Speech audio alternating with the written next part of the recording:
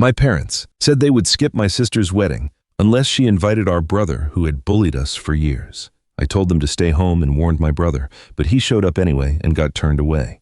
I grew up in a small town in Indiana with my older brother Matt, my younger sister Natalia, and our parents. Matt was 2 years older than me, and from the very beginning it was obvious he was the favorite. Not subtle either, like painfully obvious to anyone with functioning eyes. It all started because Matt was good at football. Not just school team good people in town genuinely believed he might land a college scholarship someday. Coaches praised him constantly. Neighbors talked about him like he was already headed for the NFL, and my parents ate up every single word. Every time Matt scored a touchdown, my mom acted like she was the one out there running plays. My dad called him our ticket to the big time. Meanwhile, I was just there existing in the background like furniture. Nobody noticed until they needed to move it. Don't get me wrong, I wasn't some friendless loner kid hiding in my room. I had buddies.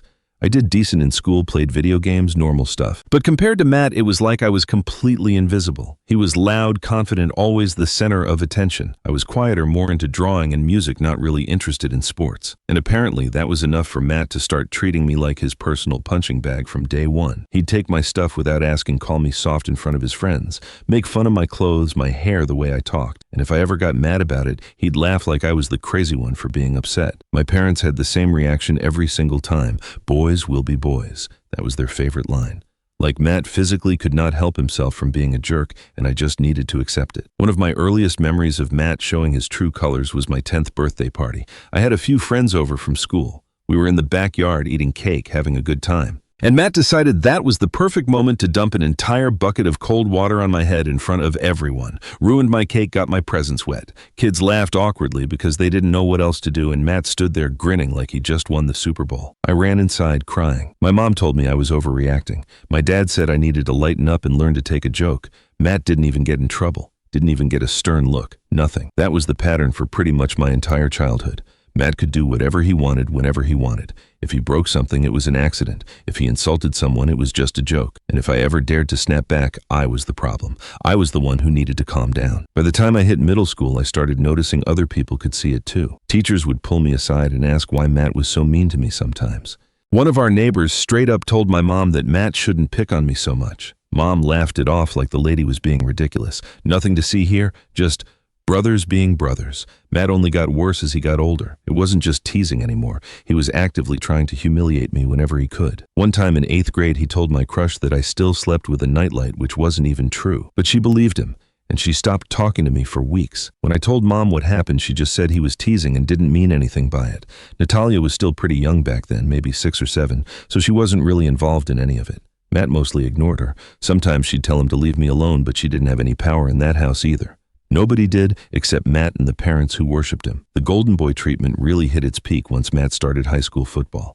Suddenly, everything in our lives revolved around his games. Family vacations got canceled because of tournaments. Dinners were scheduled around his practices. My parents wore his jersey to the grocery store like he was already a professional athlete. Meanwhile, I was getting rides to art class from my friends' parents because Mom and Dad were too busy with Matt's schedule. The thing is, Matt wasn't even close to being a perfect son outside of football. He barely passed. His classes talked back to teachers, constantly partied with his friends on weekends, got into minor trouble here and there, and still my parents treated him like he walked on water. Like his ability to throw a ball meant he could do no wrong in any other area of his life. And me, I kept my head down, got decent grades. Never got in trouble at school, stayed out of drama, didn't matter. None of it mattered. By the time I was 14, I completely stopped telling my parents when Matt did something messed up.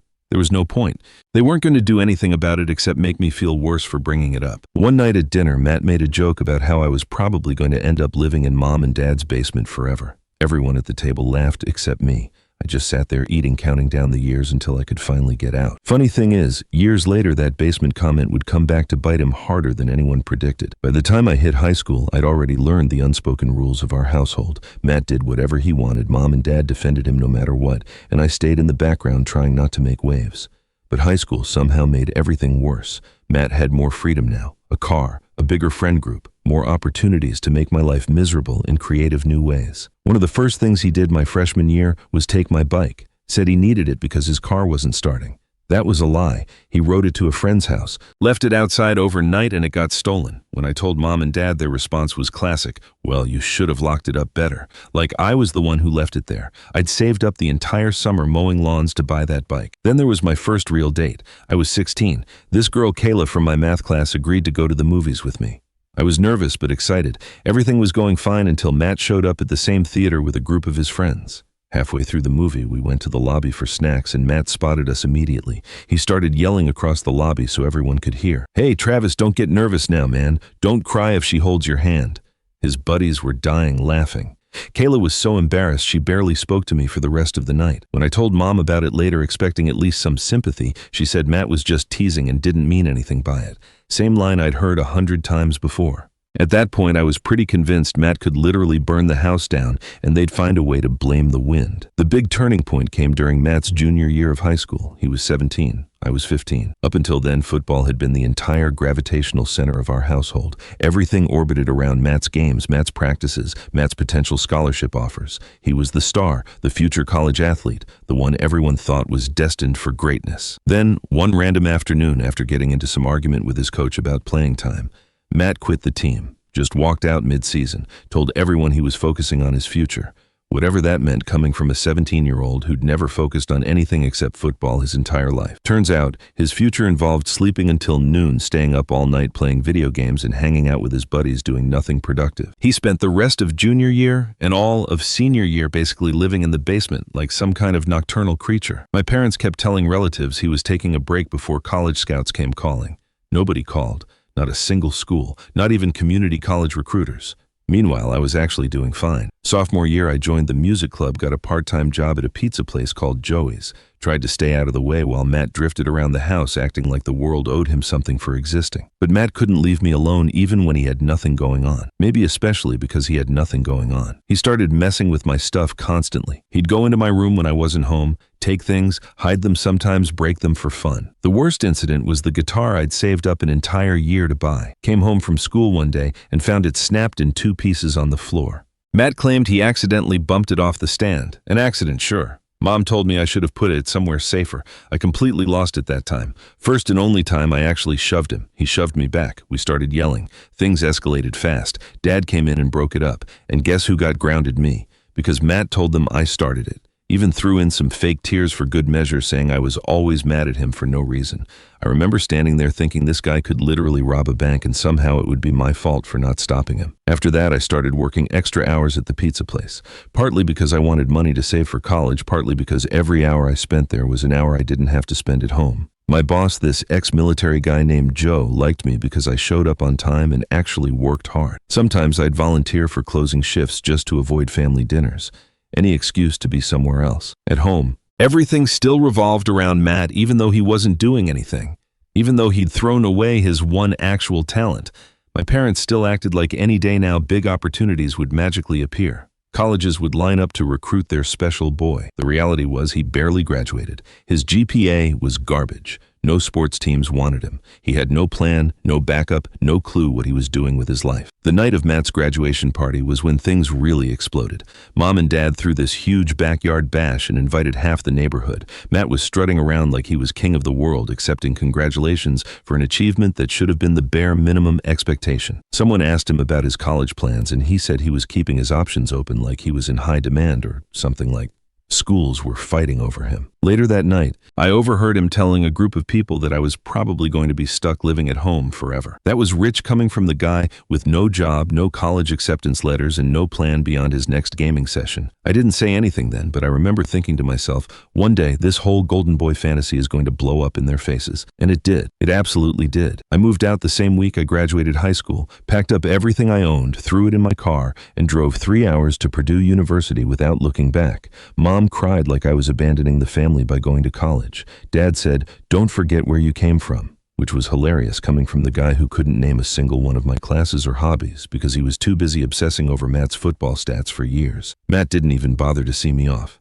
He was still asleep when I left that morning. Typical. College felt like freedom in a way I'd never experienced before. No one yelling at me, no one breaking my stuff, no parents acting like I was invisible unless they needed something. I got to work, studied hard, landed a job at the campus library, joined the music club, made actual friends who didn't treat me like garbage. For the first time in my life, I could walk around without constantly bracing for someone to mess with me just because they felt like it. Meanwhile, back home, Matt's life was already starting to crumble. Remember how he was supposed to be the big football star? The one with all the potential. Yeah, that dream died fast. He signed up for community college classes but barely showed up, quit after one semester and told everyone school just wasn't for him. What he was really doing was sleeping until noon every day, playing Xbox all night and mooching off mom and dad indefinitely. They still acted like he was special. He just needs time, mom would tell relatives whenever anyone asked what Matt was doing. He's keeping his options open, Dad said, like Matt was some free agent athlete weighing offers from multiple teams instead of an unemployed 20-year-old living rent-free in his childhood bedroom. I stayed out of it as much as possible. I had my own life to build finally, and wasn't about to waste energy arguing with them about Matt's failures. But every time I went home for holidays, Matt found a way to start something. The worst was Christmas. My sophomore, I brought my girlfriend at the time, Rachel, home to meet my family. I warned her about Matt beforehand, but she didn't really understand until she witnessed him in action. We were sitting in the living room, just having a normal conversation, and out of nowhere, Matt goes, "Hey, Rachel, did Travis tell you he used to cry every time he lost at Mario Kart?" Everyone laughed. Then he added, "Don't get him too excited tonight. He might cry again." Rachel looked mortified. I was furious, and Mom told me to stop being so sensitive when I asked Matt to knock it off. That was the last time Rachel came home with me for the holidays. Can't really blame her. Natalia wasn't home much either during those years. When she turned 18, she started college in New York. Think she saw how toxic things were at home and decided distance was the only solution. She didn't come back for fall break. Her freshman year skipped a few holidays. When Mom complained about it, Natalia just said she was too busy with school. Matt accused her of betraying the family, told anyone who would listen that Natalia thought she was too good for them now. Funny thing was, Natalia actually stayed in touch with me way more than she did with our parents. She'd call me regularly to talk about her classes, her new friends, her boyfriend Daniel. We actually built a real relationship once we were both out of that house. By the time I was a junior, Matt was 22 and still living at home. No job, no education, no plan whatsoever. He worked at a car wash for 2 months and quit because the boss was a jerk. Tried landscaping for one summer and quit because it was too hot outside. Every single time he quit something, Mom made excuses. He just hasn't found the right fit yet, like he was some delicate flower who needed the perfect conditions to bloom instead of a grown adult who needed to get his act together. Dad started pressuring me around that time about not visiting home often enough. Said the family was drifting apart because Natalia and I were too busy with our own lives. I told him maybe if things at home weren't constantly revolving around Matt and his problems, people would actually want to be there. He didn't appreciate that answer. The summer before my senior year at Purdue, I went home for a few weeks to work a temp job and save some money. Figured I could tolerate the situation for a short stretch. I was wrong. One night at dinner, Matt started making comments about how I thought I was better than everyone just because I was in college. I tried ignoring him at first, but he wouldn't let up. Kept going and going. Said my degree was going to be useless. Said I'd probably end up working at a gas station like half the people with degrees. Just kept poking and poking. I finally snapped. At least I won't be living in Mom and Dad's basement at 23 with no job and no clue what I'm doing with my life. Dead silence at the table. Dad told me to apologize. I laughed and said no because I wasn't wrong about anything I'd said. Matt got mad, picked up a dinner roll and threw it at my head across the table like we were 5 years old. I stood up, walked out, and drove back to campus the next morning, even though summer classes hadn't started yet. That was the last time I stayed at my parents' house for longer than a single weekend. After that, holidays were hit or miss. Sometimes I showed up for a quick visit. Sometimes I didn't bother at all. Natalia was even worse about coming home than I was.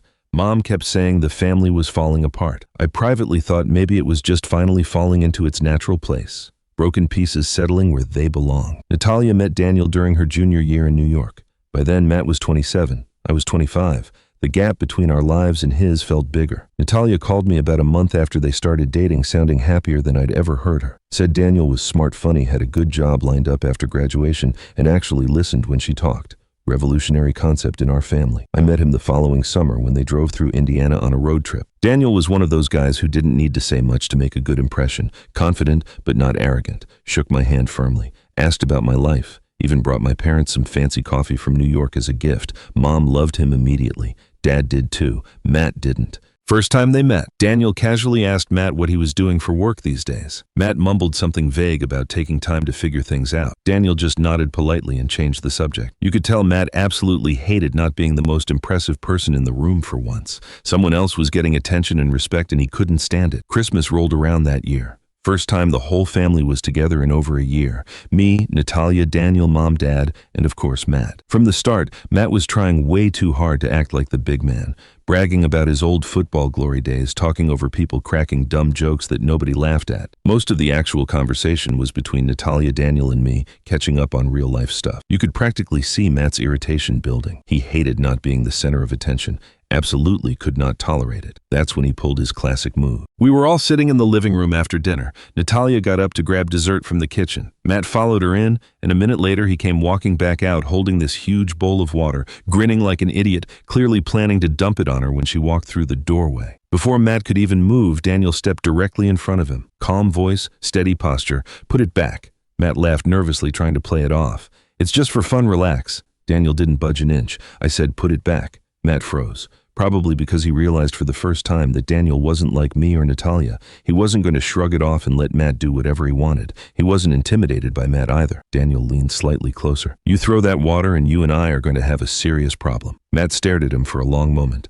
Then he slowly set the bowl down on the counter and walked off without saying another word, like nothing happened. Natalia came back into the room, noticed the bowl sitting there, gave me a confused look. I just shook my head. Mom immediately tried to smooth everything over. Matt was only joking around. Daniel didn't even look at her. Doesn't seem very funny to me. The mood shifted hard after that. Matt stayed quiet the rest of the night. Natalia and Daniel left early, said they were tired from traveling.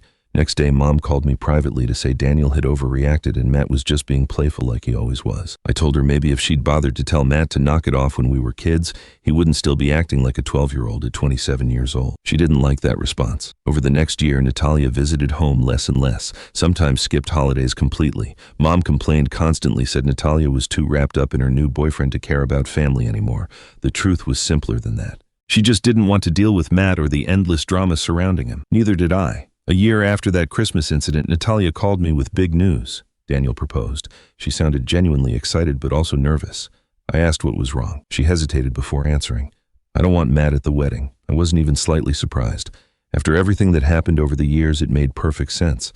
She had every right to want her wedding day to be peaceful instead of another Matt-centered disaster. What about Mom and Dad? I asked. She sighed. I'll invite them, but if they try to make this about Matt, they can stay home too. This is my day, not his. When she told our parents the plan, things went exactly how we both expected. Mom said she was being completely unfair. Dad said weddings were family events and Matt absolutely should be there. They argued with her for weeks, called her selfish, accused her of trying to split the family apart. Classic manipulation tactic. Natalia didn't budge once. He's not invited, end of story. That's my decision, and it's final. Then the rumors started. Someone heard through the grapevine that Matt might show up anyway. One of his friends mentioned at the gym that Matt was planning to crash the wedding because nobody tells him where he can or can't go, because of course he'd make it about himself. Couldn't let his little sister have one single day without him being the center of attention. Natalia wasn't scared, but she also wasn't taking any chances. Daniel had 2 college buddies who worked as cops. They volunteered to attend the wedding and keep an eye on things just in case. That's when I decided to visit Mom and Dad before the ceremony. I was completely done being quiet about all of this. Years of favoritism excuses and defending Matt's behavior no matter what he did had piled up to the breaking point. This time they weren't going to talk their way out of it. I drove home 2 weeks before the wedding because I knew things were spiraling out of control. Mom had been blowing up my phone non-stop about how Natalia was destroying the family. Dad left me a voicemail saying the wedding was a disgrace without Matt being included. When I walked into the house, Mom started in immediately. She can't seriously expect us to come if Matt's not even invited. I told her that was exactly what Natalia expected, and she had every right to expect it. She's your sister. Mom said like that was some kind of checkmate argument. You should be talking sense into her. Number 1, I said firmly, she doesn't want him there, and she has every right after everything he's done to both of us over the years. End of discussion. Mom looked at me like I'd started speaking another language. That night at dinner, Dad joined the campaign. Your mother's really upset about all this. Natalia needs to reconsider her position. I set my fork down hard. Why? So Matt can ruin her wedding day, like he's ruined every holiday and family gathering for the past 20 years. Dad leaned back in his chair, frowning. He's her brother. Yeah, I said, and he spent over 2 decades treating her and me like garbage while you two looked the other way and made excuses for him. That's a fact. Mom told me to watch my tone. I told them maybe they should have watched Matt's behavior 10 years ago when it might have actually made a difference. Then I asked them something that shut the entire table up. What exactly has Matt done with his life, I said. He's in his mid-20s, no job, no education, no plans, lives here rent-free, and you still treat him like he's some kind of gift from heaven. Why, Dad started with his usual defense. Matt just needs more time to figure things out. He's had time, I said, all of it, handed to him on a silver platter while you blamed everyone else for his screw-ups. And now you expect Natalia to risk her wedding day, turning into another one of his disasters. That's not happening. Mom's face went red. Dad told me I was being disrespectful to them in their own house. Number one, I said, what's actually disrespectful is you two acting like Matt deserves everything and Natalia owes him a place at her wedding after the way he's treated her. She doesn't owe him anything. Nobody said a word for a solid minute after that. The next day, Mom called Natalia directly for one last attempt at changing her mind. Natalia didn't budge even slightly. If you bring him to my wedding, don't bother coming at all, Natalia told her. Those are your options. That sent Mom into a full meltdown. She accused Natalia of deliberately humiliating the family. Natalia told her she was done arguing and hung up the phone. Meanwhile, Matt was running his mouth to anyone who would listen, saying he was definitely going to show up anyway. One of his friends told someone that Matt planned to bring a couple of buddies with him and wasn't going to let his own sister ban him like some stranger off the street. When I told Natalia about the threat, she didn't even sound surprised. Daniel's friends will handle it if he tries anything. I'm not letting him ruin this day. 2 days before the wedding, I went back to my parents' house one more time just to make absolutely clear where I stood on everything. You know, if Matt crashes the wedding, they're calling the police, right? I said bluntly. Mom glared at me. He wouldn't actually do that. He would, I said, because you've spent his entire life letting him believe he can do whatever he wants without consequences. This is what you built. Dad crossed his arms defensively. You think you're better than your brother just because you went to college? No, I said evenly. I think I'm better than him because I don't spend my time making other people's lives miserable for my own entertainment. That's the difference. That's when Dad said something I'll never forget. If your sister keeps this up with Matt, your mother and I might not go to the wedding either. I actually laughed out loud. Then don't. Seriously, go ahead and stay home. You can watch Matt sit in this house for the next 30 years while you keep pretending he's your special little star. Nobody's going to miss you at the wedding if you can't respect Natalia's decision. That's a promise. Dad told me to get out of his house. I said fine, but before I walked out the door, I turned back one last time. You know what the saddest part of all this is? Natalia's marrying a guy who treats her better than her own family ever did. Think about that. Neither of them said a single word as I left. On my way to my car, I saw Matt standing in the driveway leaning against his vehicle with a smirk on his face. Big wedding coming up, he said. Maybe I'll crash it and make a speech. I stopped walking and looked him directly in the eyes. You show up there and you'll be leaving with a police escort. Try it if you want to find out. His smirk faded just a little bit. The day before the wedding, Mom texted me saying they still hadn't decided if they were coming or not. I told her to let me know either way so I could warn Natalia ahead of time. She didn't respond. That night, Natalia called me. If they show up with Matt, they're all getting removed. Daniel already briefed the venue staff on the situation. You think they'll actually try it? I asked. She paused for a long moment. Honestly, I wouldn't put anything past them at this point. The wedding was Saturday afternoon at this beautiful outdoor venue about an hour from our hometown. Natalia and Daniel had intentionally kept everything small and intimate, close friends. A few relatives who weren't part of the drama. No massive guest list that would be hard to manage if problems arose. I got there early because Natalia wanted me keeping her updated in real time if anything happened with Mom, Dad, or Matt. Daniel's 2 cop friends were already there dressed like regular wedding guests, but strategically positioned to watch the entrance.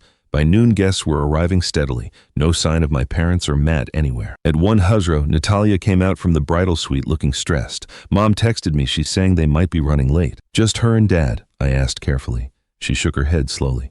She didn't specify who. Daniel walked over, calm and steady as always. We've got people watching the entrance. If Matt shows up, they won't even make it past the parking lot. Don't worry. Natalia nodded, but didn't look entirely convinced. Half an hour before the ceremony was supposed to start, Mom finally texted me directly. We're not coming. Not without your brother. I showed Natalia the message. She didn't even blink. Didn't look upset. Just nodded once. Okay, she said calmly. Then Grandpa's walking me down the aisle instead. And that was that. No tears, no second guessing, no last-minute change of heart. She was completely done with all of them. The ceremony started exactly on time. Grandpa walked Natalia down the aisle while Mom and Dad were presumably sitting at home with Matt, convincing themselves they were the real victims in this situation. The whole thing was absolutely perfect. Natalia looked genuinely happy. Daniel couldn't stop smiling. and everyone actually present was celebrating instead of managing some manufactured crisis for once. But the peace didn't last long. Right after the ceremony ended, while guests were walking toward the reception tent, one of Daniel's cop friends approached me quickly. "Heads up, Matt's car just pulled into the parking lot." Natalia overheard him. "You've got to be kidding me." Daniel put his arm around her protectively. "Go enjoy your reception. We'll handle this. Trust me." I followed the cop over to the parking lot. Matt was climbing out of his car with two of his buddies. None of them were even dressed for a wedding. Matt was wearing jeans and a wrinkled t-shirt like he was showing up to some backyard barbecue instead of his sister's wedding. "Turn around," the cop said firmly before Matt even finished shutting his car door. "You're not welcome here," Matt smirked. "I'm here for my sister's wedding." "You're not invited," the cop said. "Leave now." Matt looked past him directly at me. "You're really going to let them do this to your own brother?" I stared right back at him. "You've had months to actually get invited by being a decent person. You chose not to. Take the hint." One of Matt's buddies muttered something about how family is family. The cop held up his hand firmly. "You take one step past this parking lot. You're trespassing on private property. That's your choice to make." Matt glared at me with pure hatred in his eyes. "This is all because of you. You turned everyone against me." I actually laughed. "She's been done with you for years, Matt. You were just too self-absorbed to notice." For a second, I genuinely thought he was going to try something stupid. But then Daniel walked up beside me. He wasn't yelling. Didn't need to. His presence alone changed the energy completely. "You need to leave," Daniel said, voice calm, but absolutely firm. "Right now. If you step past this parking lot, you're trespassing, and security will make sure you're escorted out in a way you won't enjoy." Matt's smirk finally cracked. He looked at his two buddies, probably realizing neither of them actually wanted to spend the night getting arrested over his tantrum. "This isn't over," he muttered as he got back in his car. "Yeah," I said. "It really is, though." They drove off. Back at the reception, nobody even mentioned the parking lot incident to Natalia. She danced, laughed, took pictures, enjoyed her wedding day, exactly like she deserved. Daniel kept a watchful eye on things the rest of the evening, but Matt never came back. Later that night, when things were winding down and guests were starting to leave, Mom finally texted Natalia again. "We can't believe you would embarrass the family like this on your wedding day." Natalia didn't even bother responding. She just handed me her phone. "You deal with them. I'm done," I texted back from her phone. "She didn't embarrass anyone. You embarrassed yourselves by choosing Matt over your daughter for 20 years straight. Don't contact her tonight. She's celebrating." Mom didn't respond after that. After the wedding officially ended, a few of us stayed behind to help clean up the venue. Natalia hugged me tight before leaving for her honeymoon. "Thanks for having my back through all of this," she said. "Always," I told her. "That's what family is actually supposed to do." On the drive home, I kept waiting for my phone to blow up with angry calls from Mom or Dad. Nothing came through until the next morning. Dad's voicemail was furious, said I turned my sister against the family. I deleted it without calling back. 2 days after the wedding, Mom sent a long text demanding an apology for excluding Matt. I didn't reply. Natalia didn't either. A week later, Dad left another angry voicemail. Same script he'd been running for years. I deleted that one too. Natalia blocked both of them. Matt tried calling me once, left a rambling message saying I was jealous of him, jealous of what he didn't say. By fall, Matt had started some pyramid scheme selling overpriced energy drinks, told everyone he'd be rich in 6 months. That lasted 3 weeks before he quit. Then he tried selling car detailing services out of the garage. That lasted 2 weeks. Then he got into cryptocurrency and lost what little money he had saved. Mom and Dad bailed him out again. Meanwhile, Natalia and Daniel bought a house in upstate New York. She got promoted to senior analyst. They threw a housewarming party. I drove up with my girlfriend and spent the whole weekend there. Daniel's parents came too. Good food, good people, no drama. That Christmas, Natalia hosted dinner at her new place.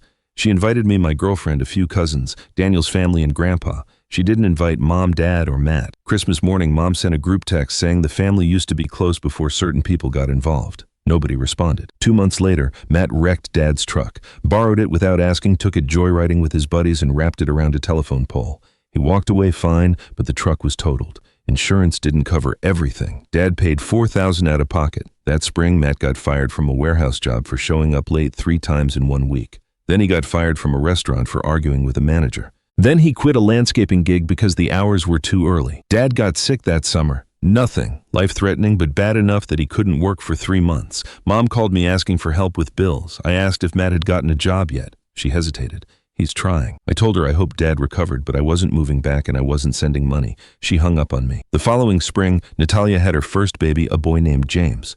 Mom and Dad still hadn't met him. Natalia told them they could visit if they apologized for the wedding and admitted they'd been wrong about Matt for years. They refused, said they wouldn't be blackmailed. So Daniel's parents became the only grandparents James would know. They drove up from New Jersey every month to visit, brought toys, helped with babysitting, took a million pictures. Meanwhile, Mom and Dad sat at home with Matt and missed everything. Last fall, Matt got arrested reckless driving. Ha ran a red light doing 50 in a 30 zone and T-boned another car in an intersection.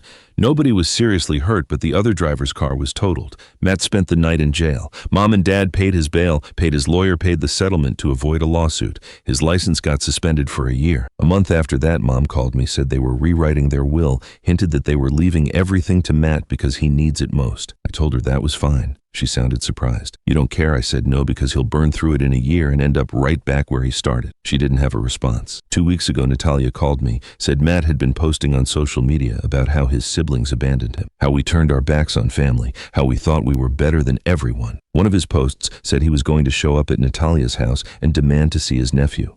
Daniel handled it. He called Matt directly and told him if he stepped foot on their property, he'd be arrested for trespassing. Matt called him a bunch of names and hung up. He never showed. Last weekend, I drove up to see Natalia and the baby. We had dinner, watched a movie, played with James on the living room floor. Daniel's parents came over for brunch on Sunday. My girlfriend and I stayed in their guest room. On the drive home, Natalia texted me a photo of James taking his first steps, holding onto the coffee table, grinning at the camera. Mom and Dad have never seen that kid in person, never held him, never watched him crawl or heard him laugh. They're missing all of it because they couldn't let go of Matt for 5 minutes. My cousin told me last week that Matt's still living at home, still unemployed, still gaming all night in the basement, still waiting for something to magically change without him doing anything different. Meanwhile, I just got promoted at work. Natalia's up for another raise. We're planning a trip together this summer. Her and Daniel and James. Me and my girlfriend renting a cabin somewhere quiet. No drama, no phone calls from parents trying to guilt us, just family that actually acts like family. Mom texted me yesterday asking if we could talk soon. I left her on red. Some things don't need a response.